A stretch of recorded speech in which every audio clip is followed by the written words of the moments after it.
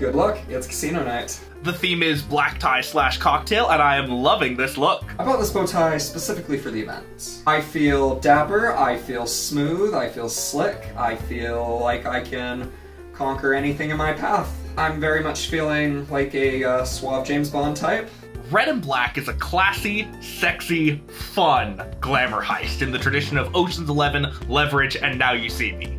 So you know where we gotta film. We're literally pulling off a heist for a big casino, and we will be waltzing into a casino several times for reconnaissance and seeing how everything works and where the weak spots are. I've always wanted to go to a casino. I love the atmosphere. I love all the blinking lights and all the pretty colors and whatnot. It's just glitzy, it's glamorous, and, you know, it's a double-edged sword because of that, you know, because the fun, the entertainment value, it's very alluring, but also you gotta be careful and not get too carried away with the games, the gambling, you know, the loss of money that you came in with when you started, and that sort of thing. My grandma was a professional gambler, the sort of person to walk into a casino with $500 and walk out with $10,000. But I never really learned how to play the games, so that's part of why we're going tonight. To do a little bit of character research, if you will, just kind of better understand the ins and outs and inner workings of a casino and what kinds of games, you know, they play, be serving as a great distraction by playing many of the games there and having the time of my life while my crew is doing their thing with the heist. The catch? Utah's banned gambling for almost 100 years. No sports betting, no dog racing, and most importantly, no casinos. That's why Wendover, Nevada has a casino 200 feet from the Utah border. There's a loophole in the law.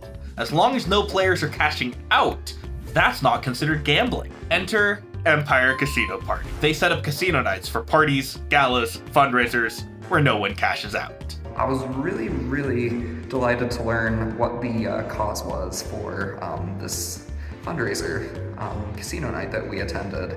It was to help benefit and aid the Teachers Education Foundation and a bunch of other really great things, such as LGBTQ inclusion, suicide prevention, and suicide awareness in general, and things like that, which was very heartwarming to see. It was definitely some wonderful causes tonight that we were very much happy to support. We're looking forward to it. Should be a fun night. I love blackjack. That's a go-to of mine. I've always been somewhat savvy at blackjack. I've never played blackjack, but this is exactly the sort of game my family raised me on. Simple numbers, simple cards, simple probability. How likely are you to get closer to 21 than the dealer without going over? It's The Price is Right with cards. Roulette was a really, really kind of interesting experience because I was absolutely confused and baffled as to how any of that worked. Whenever I think of roulette, I just think pick a number, pick a color, hope it lands on either that number or color, or preferably both, but the odds of that happening are slim, of course. But then I looked at the table and saw all these other different possible ways that you could place your chips, place your bets, and all the rules and whatnot. So that one was the trickiest one for me to pick up on, but towards the end of the night, I started getting a little more acquainted and familiar with how it works, so that was fun. I really enjoyed roulette. Lots of decently safe bets, lots of exciting moments. Like, one dude put 25 bucks on the red 5, and that's exactly where the ball landed.